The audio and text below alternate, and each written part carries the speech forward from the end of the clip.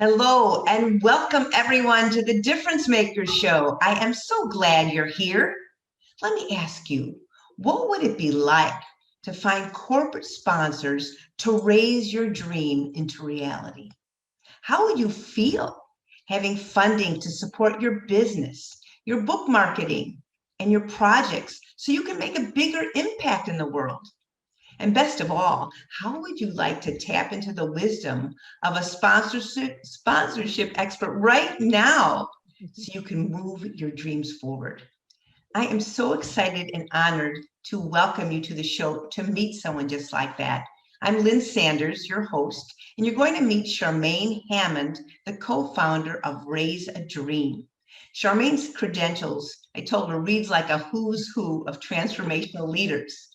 Besides being a best-selling author of multiple books, a professional speaker and leadership expert, she has traveled around the world teaching people how to use the principles of collaboration, partnership, and sponsorship to be able to track the funding they need to make a bigger impact.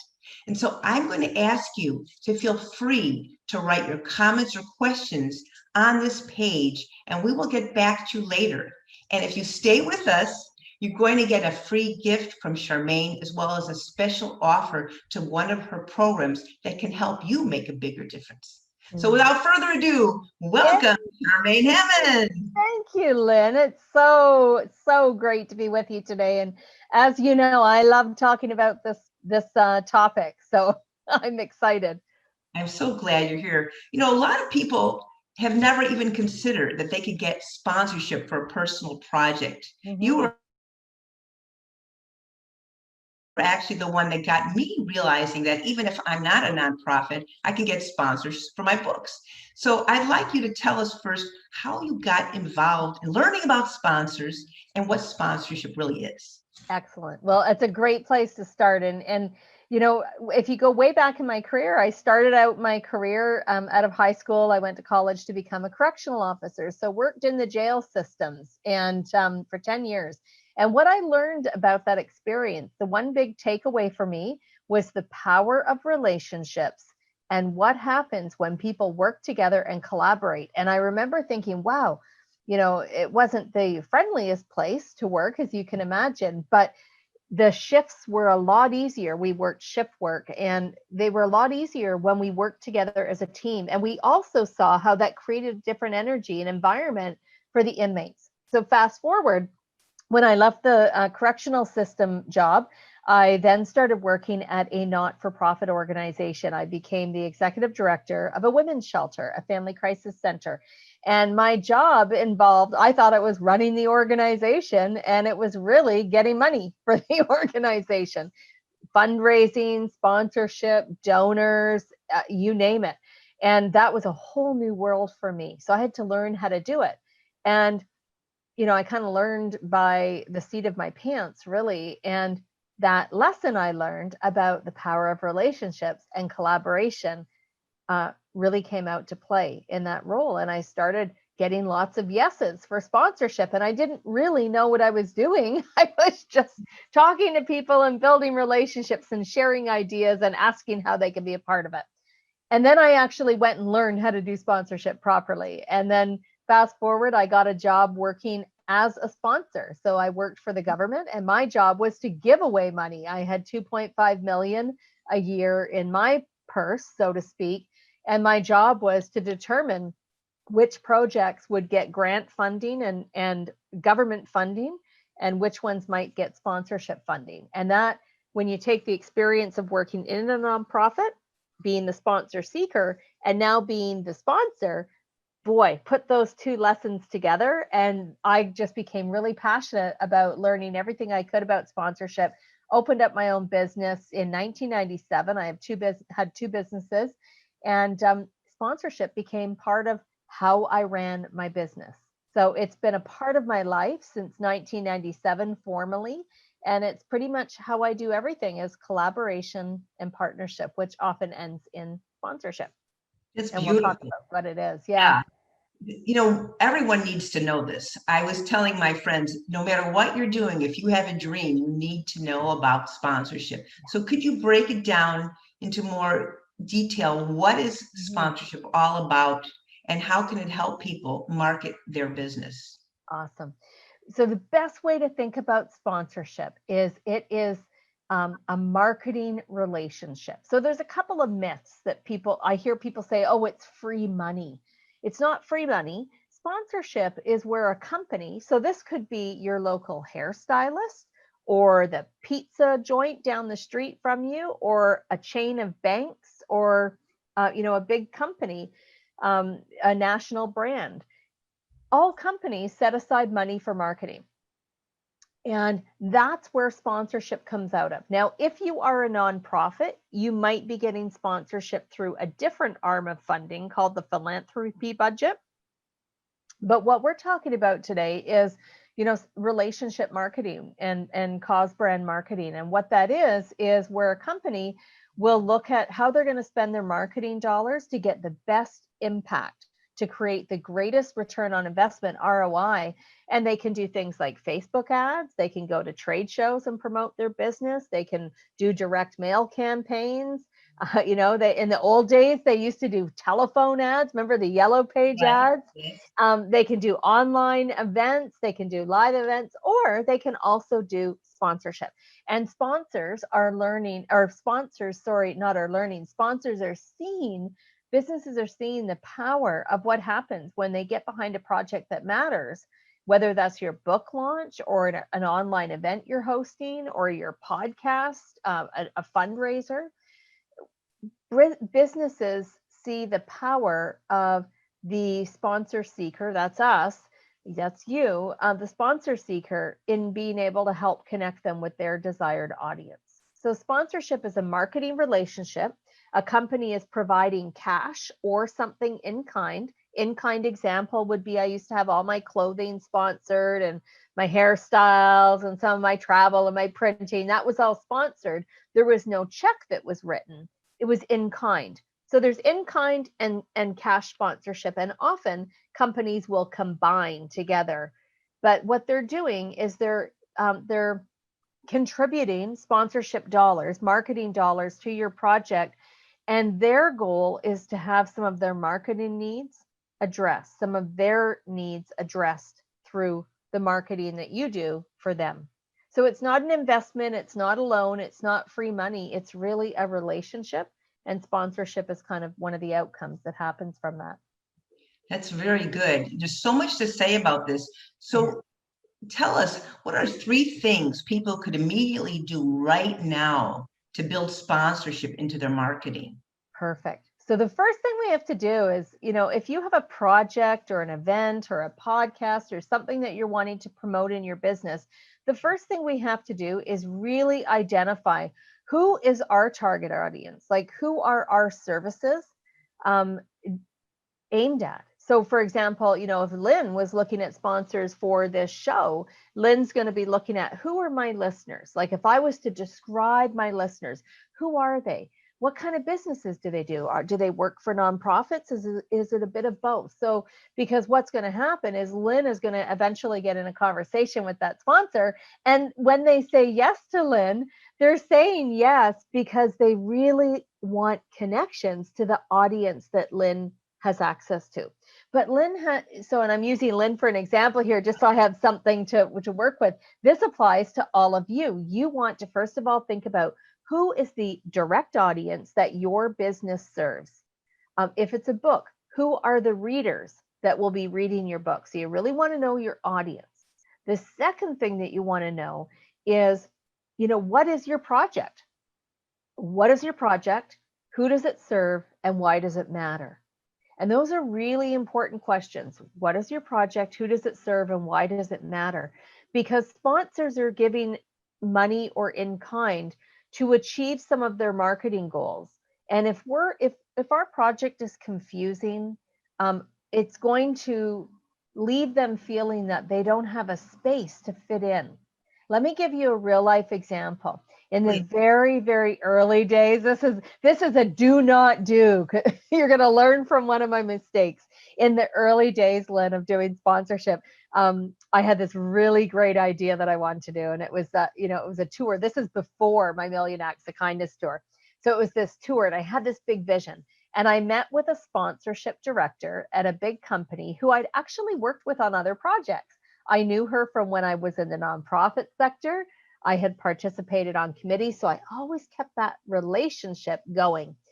When I had this project, I said, could I get together and talk about this project? So I was so excited to talk about my project that I didn't stop talking for, I think it was 13 minutes, she said. Oh, And no. when I finally had to breathe and take a sip of my coffee, she jumped in and she said, "Wow, Charmaine, I love what you've shared. And I got lost." She said, "I got lost early on." And I just thought, oh, and I could just feel like, you're just thinking, no, I didn't want you to be lost. No. And I said, "Tell me where I lost you." And she said, "Pretty early on in the first 5 minutes." I'm thinking, oh my gosh, and I kept talking. But here was the lesson. So first of all, it was great that she gave me that feedback, right? But here was the lesson. She said, "My project had so many moving parts. I'm doing this, and we're doing this, and we'll have this, and you can participate in this."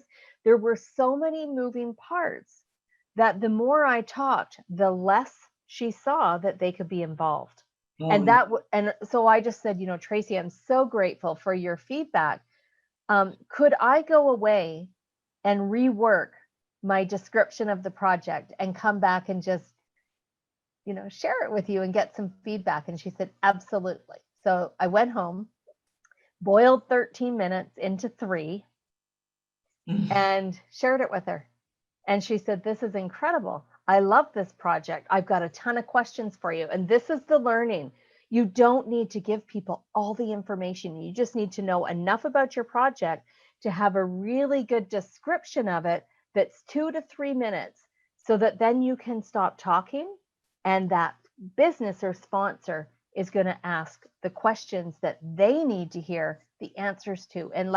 Instead of what I tried to do, I tried to think of what's every question she'll have, and I'll just like feed it to her in my 13-minute of overview. So relationships are really important. We want to know enough about our project and know who our target audience is. And the third thing is that we have to always keep the question of what's important to that business or sponsor. What's important to them? Because in the beginning, it's all about them, less about us. right. What's in it for me? So always telling the benefits. I love the fact that you mentioned about the 2 to 3 minutes, because we all know people who go on and on and on, and then you're just thinking, please stop. I don't want to listen anymore. Yeah. And it's really important. I was sharing an example. I often get on calls with our clients, Lynn, Yes. to support them when they're talking to sponsors. And for a lot of people, this is sort of a scary thing. You got to pick up the phone to a stranger and you really want them to love your project. But what's important to know is the first couple of calls are all about learning from them. And so one of the calls that I was on, and it was an amazing project, that our client just kind of kept talking about the project and so much information.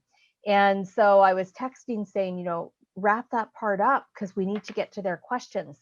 And because you could see the people sort of being less engaged non-verbally. And so I kind of interjected a couple of times to make it feel conversational.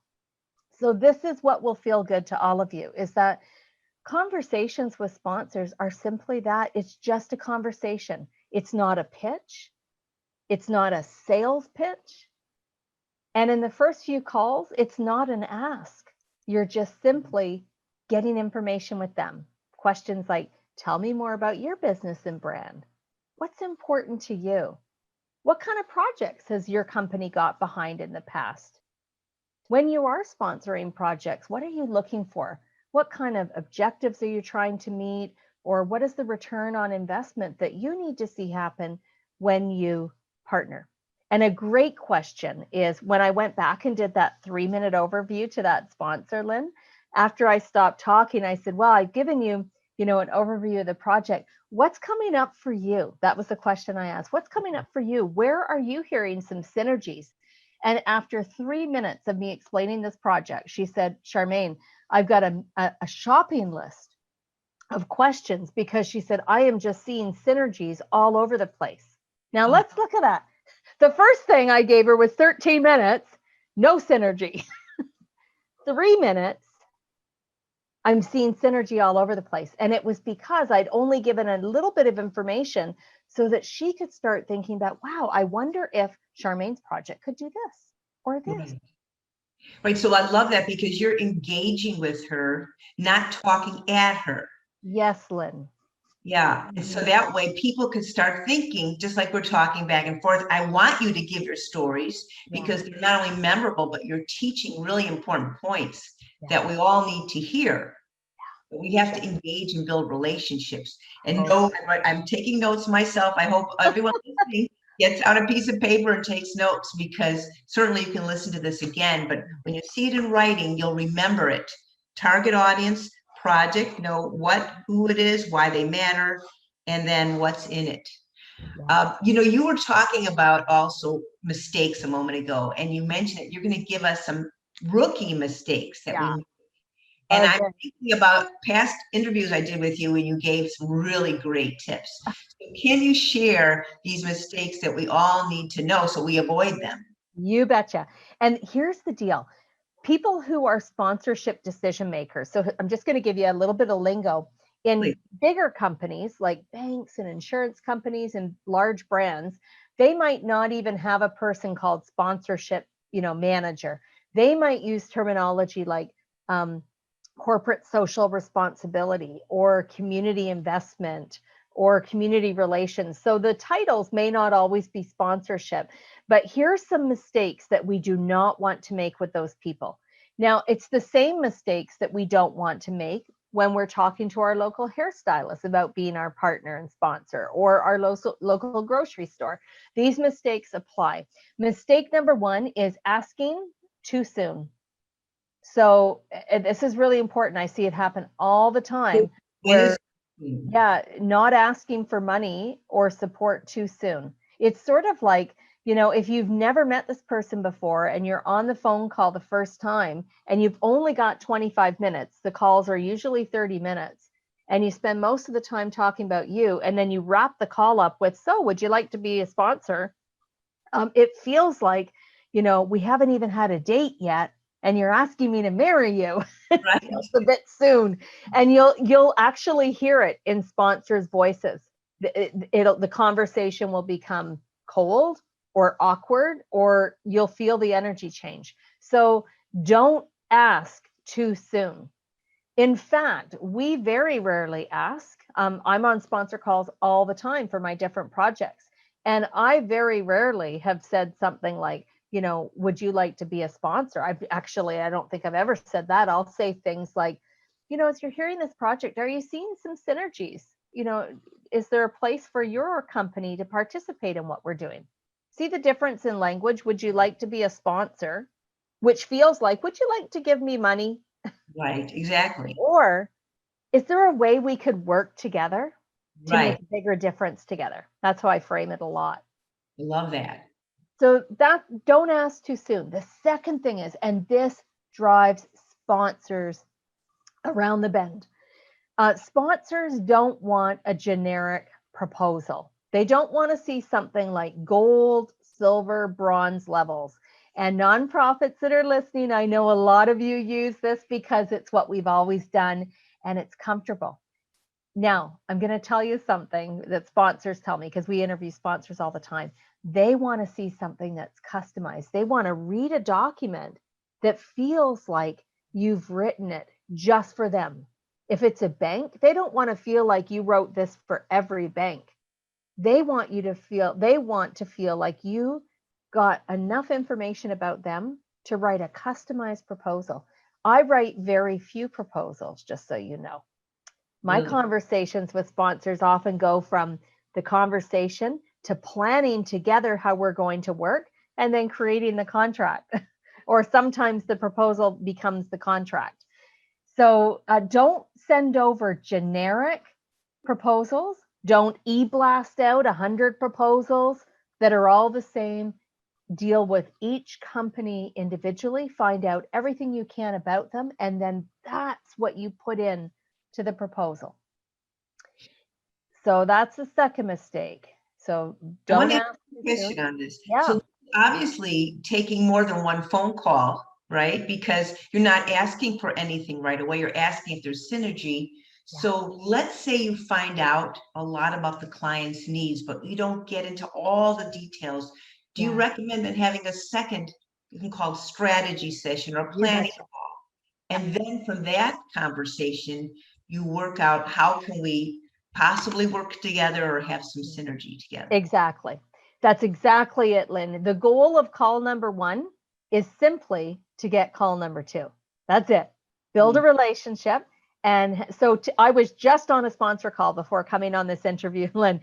And so we were supposed to end at the top of the hour. And, you know, they're, what about this? What about this? How about this? And they said, you know, as I was starting to say, what do you see our next steps to be? Because I just let them tell me, what do you see our next steps to be? And so they said, we need another meeting, like maybe Monday, like we've got to keep this conversation going. I'm going to send you over these reports so you can read them in advance and learn more about the company. I'm also going to bring 7 other businesses in to another conversation that we think should be involved. So that's what often happens, is that people will love your project and they start thinking, oh, there's other opportunities for different departments in my business to be involved, or other businesses.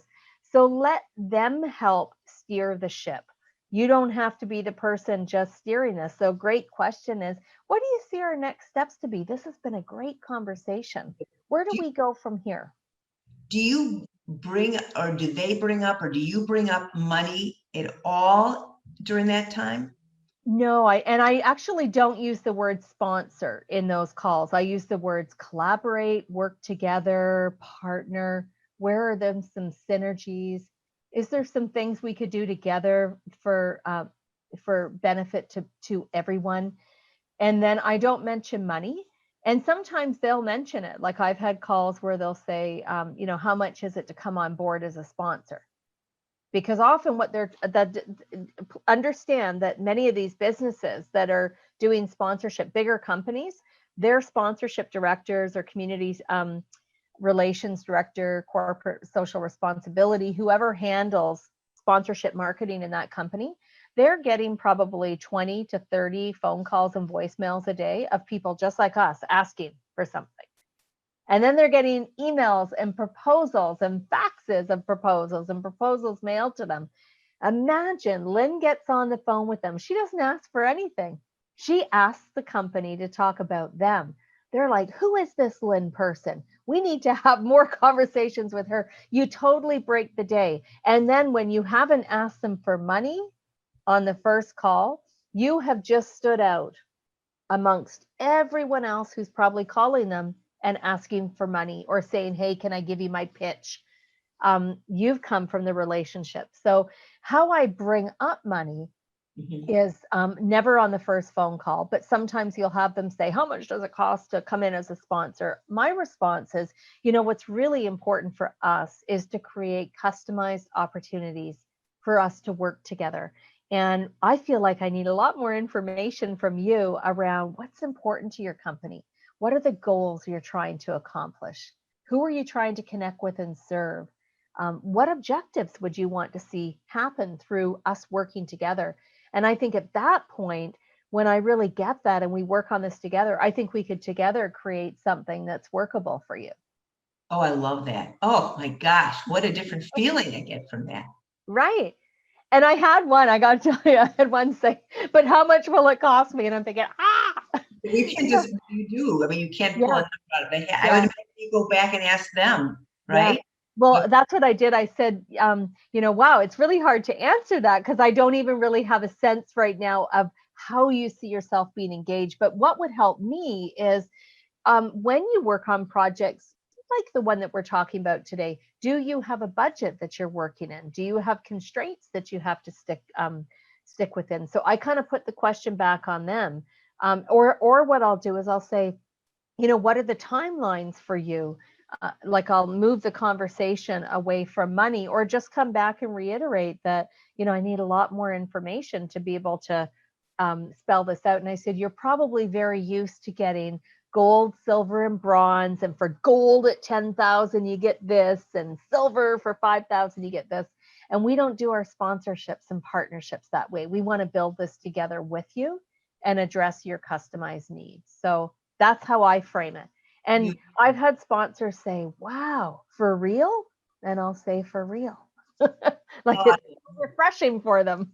Right. Now there's a third mistake that you mentioned. I didn't forget. I just wanted to give more information on this one. Yeah. What is it? The third mistake is giving, I'm going to call it TMI, too much information. So you've got to be careful what you share with them, because everything that you say and do is a reflection of what you'll be like to work with in a year or 6 months if they came on as a sponsor and a partner. So be very careful about what you share and when you share it. Just like any new relationship, if you share the wrong information too soon, I'll give you an example. I remember talking to an entrepreneur who was going to look for sponsorship, and they wanted to share their business story. And, their business story was really rocky. They had, like a number of problems with their business. And I said, I don't think that's where you want to go in the first 10 minutes of your conversation. What about if you were to talk about some of the successes of your business or some of the connections? So how you talk about yourself and your project gets remembered by them. And just like any relationship building, don't share too much information too soon. So when you're talking about don't share too much, you're saying put it in the framework of a problem that you solve perhaps for another client and gave them a solution so that that person can see your value, the benefits you bring. Yes. Rather than you had a rough life in your childhood and now you're working to make it better. Yeah, and exactly. So when you can frame it like that, another example of that is I remember talking to a sponsor seeker, somebody who was interested in sponsorship, and when she gets nervous, she sort of feels the need to just keep talking, and she knows that about herself. And I said, so when you feel that, we need to find a way to have you stop, because she would start bringing up, things that are completely unrelated. Another mistake people make is they bash competitors. So don't say, oh, I used that company before, I didn't like them at all. Because you never know, like, what if that person's partner works for that company, or maybe they used to work for that company. So always represent yourself as integral, honest, like all of the essence of who you are is what you want them to see. Because how that quote, it's not mine, how you do something is how you do everything. And you want to show them that you are great to work with. Well, I love that. Yes, it's because you're projecting positive energy, which is felt on that subtle level. Yes, you got it. So I want to let everyone know that Charmaine has an amazing free gift for you and a very special offer. And I'm going to share the screen. Now we will share. Do you see it? Yay! There it is.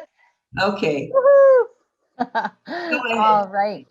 So we have a free ebook for all of you. This is a great little desktop guide for you on what sponsorship is, our 7-step sponsorship model to make it super easy for you, some language to use, words to use that I talked about today, and really gives you some actionable steps on how to fund your dreams with sponsorship, whatever those dreams are.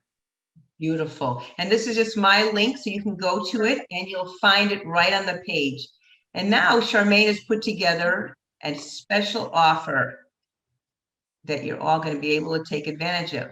Yes. So would you tell us about this, Charmaine? You bet. Our Big Dream Primer program. This is our flagship program with Raise a Dream, which is the company that I have. And it's a 7-module online program. You can work at it at your own pace. Each module has some incredible videos, really, really detailed videos with Rebecca and I, that's my business partner, and I talking about the different elements of sponsorship, the 7-step model. You'll hear us talk about the language to use, how to get on a call with a sponsor. You'll hear more about, what are some of the things that you can do to move that conversation to a yes. Also talks about mistakes to avoid. And there's some great resources that go with it. You also get the video called Sponsorship Essentials, which is the overview to our 7-step model that we use in Raise a Dream. So it's a really powerful program that gives you everything you need to get started on working on securing sponsors today. Because every day that you wait is a day that you're further away from building that relationship. Sponsorship doesn't just happen, have a phone call and it's a yes. It's a process. So the quicker you start, the faster you move towards yeses. And most importantly, the faster you move to making that big difference and impact in the world that you're trying to make with your project or your dream. Now I'm going to stop the screen. What you just said was really important. So I want everyone to hear that again. DMM-sponsorship. This is case sensitive. So you'll want to use that link and you'll get right to that special offer. Would you mind repeating that again, Charmaine? Because what you just said needs hearing again. You bet. So, sponsorship, it's a process. It's a bit of a journey. You don't just have a conversation and it becomes a yes. There's steps, there's process, there's time. And the faster that you get started, the quicker you can move towards building those relationships and bringing partners in to support you and to work with you. Because what I know for sure is people who have big dreams, they need to get raised. Your dream or your project that keeps you up at night, fuels your energy, that needs to get raised. And what I know for certain is that it takes a team to raise a dream. And when sponsors and partners are part of your dream, they can help you get there faster and make a bigger impact. Oh, wow. That's so wonderful. So the cost of this, it's a $2,500 value. If you saw on the screen, $197 is like a steal. Yeah. And imagine if you have one sponsor, you can certainly make back that money with a lot more besides. Totally. And you know what, Lynn, too, I should mention, you get to become part of our Raise a Dream community. And so we have a private community for all of our clients that we work with, that anyone who is in Raise a Dream gets to be a part of. And every week we do training calls in there just for our community. They're not public. They're just for our community. So we do training calls, we do resource sharing. Every month, is a training call. Every week we're sharing resources. We actually are starting a sponsor interview series where we're going to interview sponsors for our community so they get to hear right from the sponsor. And that community is a community that is there to support you. And it's really cool when you bring a bunch of people together with big dreams and they start brainstorming and collaborating together. Some really magical outcomes happen. Wow. Oh, I love this. I don't know anywhere else where you can learn sponsorship techniques like you can from Charmaine and her business partner, Rebecca. So before we leave, I'd like Charmaine to give you one last little nugget. What would be the one thing that she could say that she'd like you to remember after this interview? You know what? When you think about sponsorship, I want you to remember this. It's just a relationship. The people that you're talking to have lives, families. This is their job as the decision maker. So build the relationship. Even if they can't help you today or be a part of your project today, keep building that relationship. We just started working with a sponsor that I met 7 years ago, and I've maintained that relationship. And now we are finding ways to work together. So just keep building relationships, and show people like who you are. Let them get a real sense for who you are as a human. Oh, I love that. That's applicable for anyone in any part of the world. Build relationships. In my mind, I was hearing the Beatles song, All You Need Is Love. I love that. Yeah. All you need, right? And that's what relationships is all about, love. Yeah. So to all of you, we believe in you. We believe in your dreams. Charmaine and I are on the same energy wavelength. Yeah. That we need more positivity. We need to spread that out in the world. We all make a difference. You do.